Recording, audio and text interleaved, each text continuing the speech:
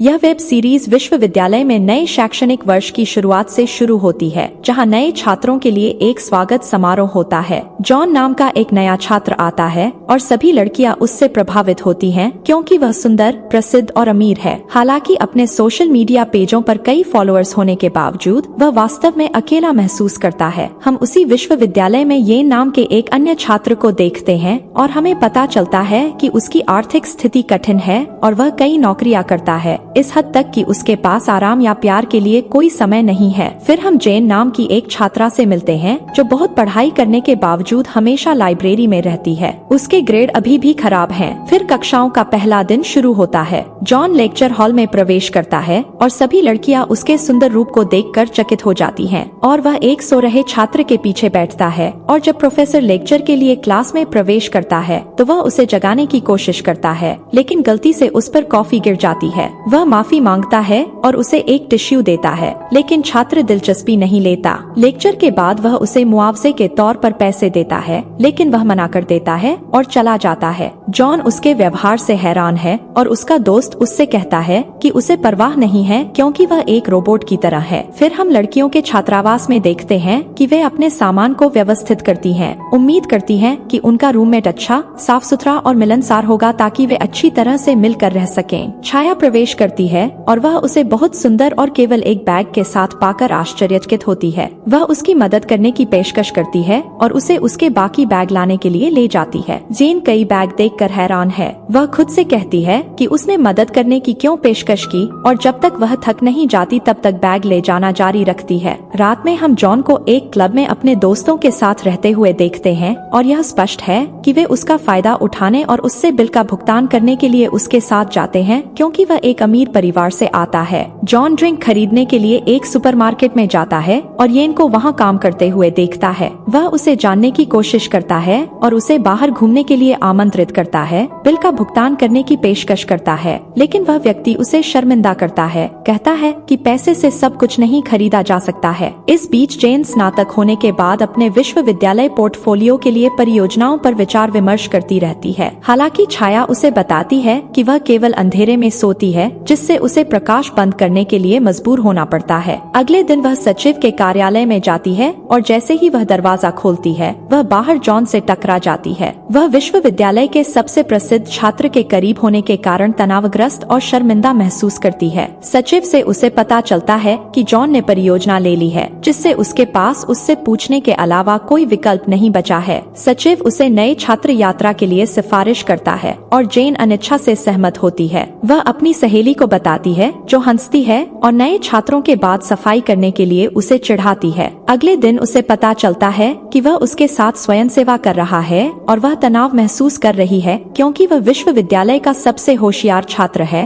और हमेशा छात्रवृत्ति प्राप्त करता है। फिर नए छात्र एक दूसरे को जानना शुरू करते हैं और जॉन नोटिस करता है कि जेन उसे बहुत देखती है, यह सोचकर कि शायद वह उस पर क्रश है। रात में जॉन उसे अकेले खड़ा देखता है और उसके पास जाता है, पूछता है कि क्यों वह उसे घूरती है, लेकिन वह घबरा जाती है और शर्मिंदा हो जाती है, कहती है कि उसका दोस्त उसे बुला रहा है। जॉन फिर येन के करीब जाने की कोशिश करता है ताकि वह दोस्त बन जाए, लेकिन येन उसे अनदेखा कर देता है और वह उसे बताता है कि उसके पास सामाजिक गतिविधियों या किसी के साथ बाहर जाने का समय नहीं है। जब सभी सो जाते हैं तो वह जगह साफ करता है और खाली बोतलें इकट्ठा करता है। जेन उसकी मदद करने जाती है, यह बताते हुए कि जब वे सामाजिक गतिविधियों में एक साथ थे तो उसने उसे संदेश भेजे थे, लेकिन उसने जवाब नहीं दिया। वह उसे बताता है कि उसे उससे कभी कुछ नहीं मिला, जिससे वह शर्मिंदा महसूस करती है, इसलिए वह बिस्तर पर जाने के लिए चली जाती है। हालांकि वह जॉन को अपने नशे में धुत दोस्त के साथ खड़ा देखती है जो उससे बहस कर रहा है क्योंकि वह जिस लड़की को पसंद करता है वह जॉन में दिलचस्पी रखती है।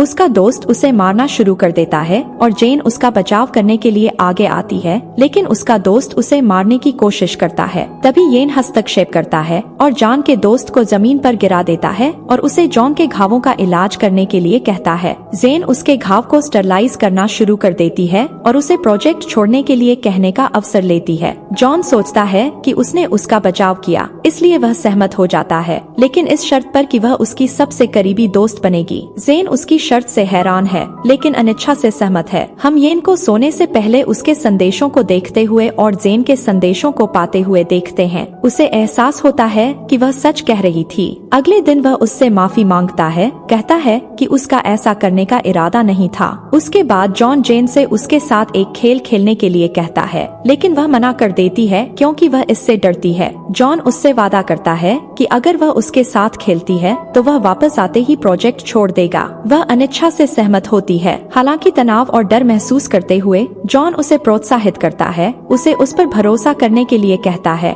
और वह उसे ऊपर से ले जाता है और उसे झुलाता है। जॉन द्वारा पकड़े जाने के दौरान जेन तनाव और डरी हुई रहती है। वह नोटिस करता है कि कोई उन्हें खेल खेलते समय देख रहा है और ऐसा लगता है कि वह व्यक्ति उनमें रुचि रखता है। बाद में वे विश्वविद्यालय लौटते हैं और जेन जॉन से पूछती है कि क्या उसने सचिव से बात की और उसके लिए प्रोजेक्ट छोड़ दिया, लेकिन वह उसे बताता है कि वह भूल गया और अगले दिन उसे बताने का वादा करता है और उसे छोड़कर चला जाता है। हालांकि वह अपने भाई को अपने सामने देखकर हैरान हो जाता है और उसे पता चलता है कि उसे विश्वविद्यालय में पढ़ाने के लिए स्थानांतरित कर दिया गया है। उसका भाई उसे अपने माता पिता को न बताने के लिए कहता है। येन वहीं खड़ा उन्हें देख रहा है। रात में येन सुपरमार्केट में काम कर रहा है, तभी भागकर उसकी दोस्त उसके पास आती है और उसे एक ड्रिंक देने के लिए कहती है, क्योंकि वह अपने काम के कारण अक्सर उससे नहीं मिल पाती है। वह उसे अपने जीवन की दिनचर्या से ब्रेक लेने और अपने दोस्तों के साथ घूमने के लिए कहती है। हालांकि येन को ऐसा करना पड़ता है क्योंकि वह खुद पर निर्भर करता है। हम उसे जल्दी उठते हुए देखते हैं और वह इस हद तक कम सोता है कि वह सार्वजनिक परिवहन में सो जाता है। वह तब तक दौड़ता रहता है जब तक वह समय पर विश्वविद्यालय नहीं पहुंच जाता।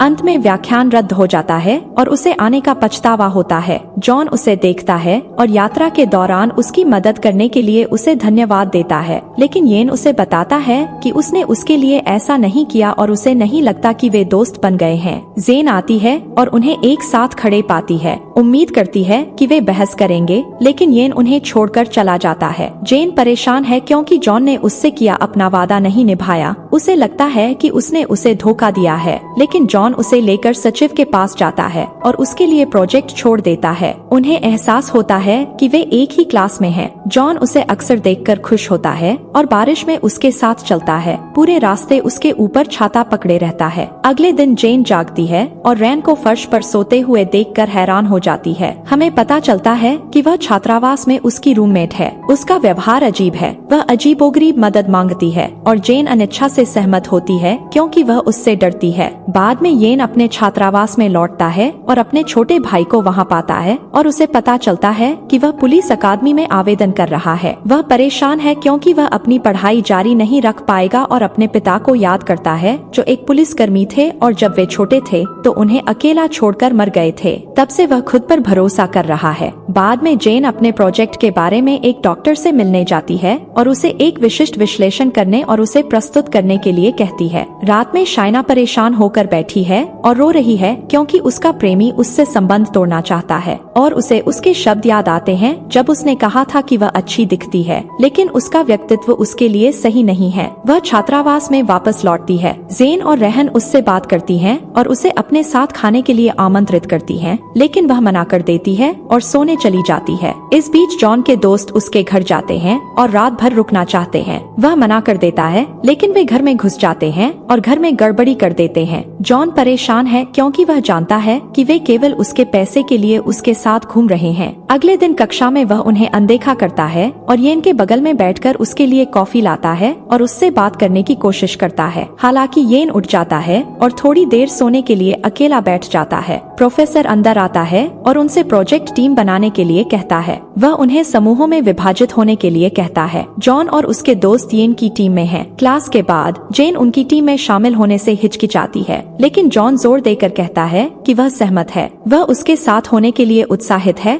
और उसका नंबर लेता है। टीम प्रोजेक्ट पर चर्चा करने के लिए इकट्ठा होती है और वे जेन को टीम लीडर बनाने का फैसला करते हैं। फिर जॉन को उसकी माँ का फोन आता है जो उसे घर आने के लिए कहती है क्योंकि उसके चाचा और चाची के साथ एक पारिवारिक सभा है। उनकी बातचीत से हम समझते हैं कि वह उसकी परवाह नहीं करती है और हमेशा अपने भाई को उससे ज्यादा प्राथमिकता देती है। रात में वह अपने ब्रेकअप से बहुत परेशान होती है और सुपरमार्केट जाती है। कैन उसके हाथ से गिर जाती है और वह रोती रहती है। येन उसे देखता है और उसकी मदद करता है और फर्श साफ करता है। वह एक ड्रिंक खरीदती है और उसे यह कहते हुए चार्ज करती है कि यह उसके लिए एक उपहार है, फिर भाग जाती है। येन उसका पीछा करने की कोशिश करता है क्योंकि उसे कोई भी उसकी मदद करना पसंद नहीं है, लेकिन वह चली जाती है। अगले दिन एक टीम मीटिंग होती है और जेन सभी से इसमें शामिल होने की पुष्टि करती है, लेकिन केवल जॉन और येन ही आते हैं। जेन उनसे बात करने की कोशिश करती है, लेकिन वे जवाब नहीं देते। येन उन्हें टीम से बाहर निकालने और उन तीनों के बीच काम बांटने का सुझाव देता है। हालांकि जॉन मना कर देता है, यह कहते हुए कि उनके पास उपस्थित न होने के लिए वैध कारण होने चाहिए। जेन उन सभी के बीच काम बांटने का फैसला करती है और वह दूसरों द्वारा नहीं किए गए कार्यों को अपने ऊपर ले लेती है। टीम लीडर के रूप में उसे येन से प्रतिरोध का सामना करना पड़ता है, जो पीछे हटने और उन्हें छोड़ने पर जोर देता है। जब वे उसका पीछा करते हैं तो वे जॉन के दोस्तों से मिलते हैं जो नशे में होते हैं। येन उन्हें जिम्मेदारी लेने के लिए कहता है या वे टीम पर बोझ बन जाएंगे। वे उत्तेजित हो जाते हैं और उससे लड़ने की कोशिश करते हैं। जॉन हस्तक्षेप करता है, उन्हें शांत करने की कोशिश करता है, लेकिन उसके दोस्तों ने उसे मारा जिससे वह जमीन पर गिर गया और वे येन से बहस करते हैं। जॉन को घरेलू हिंसा का अनुभव करने और असहाय महसूस करने की अपनी बचपन की यादें याद आती हैं। वह उत्तेजित हो जाता है और बहस बंद करने के लिए चिल्लाते हुए रोता है। उसके व्यवहार से हर कोई हैरान है। इसके बाद जेन येन के घाव का उपचार करती है और उस पर मेडिकल पट्टी बांधती है तथा उससे कहती है कि वह टीम को छोड़कर न जाए क्योंकि उन्हें उसकी जरूरत है। अनिच्छा से येन सहमत हो जाता है, लेकिन वह टीम की खातिर जॉन के साथ सुलह करने से इनकार कर देता है और चला जाता है। जॉन चला जाता है और अपने भाई से मिलता है। अपनी कार में बैठते ही यह स्पष्ट हो जाता है कि वह घर नहीं जाना चाहता और हमें पता चलता है कि वे एक अमीर परिवार से हैं। एक पारिवारिक समारोह में जॉन अपने बालों का रंग छिपाने के लिए विग पहनता है, जिसकी उसके परिवार ने आलोचना की, और वह अपना बचाव करते हुए कहता है कि वह एक नियमित विश्वविद्यालय में जाता है, न कि सियोल विश्वविद्यालय जैसे प्रतिष्ठित विश्वविद्यालय में, जिससे उसके पिता नाराज हो जाते हैं। समारोह के बाद उसके पिता उसे पीटते हैं। उसे आमंत्रित करने के लिए उसकी माँ को दोषी ठहराते हैं। उसकी माँ उसे सांत्वना देने के बजाय उसके जैसे असफल व्यक्ति को पालने के लिए खुद को दोषी मानती है। विग हटा देती है, उसके बालों का अपमान करती है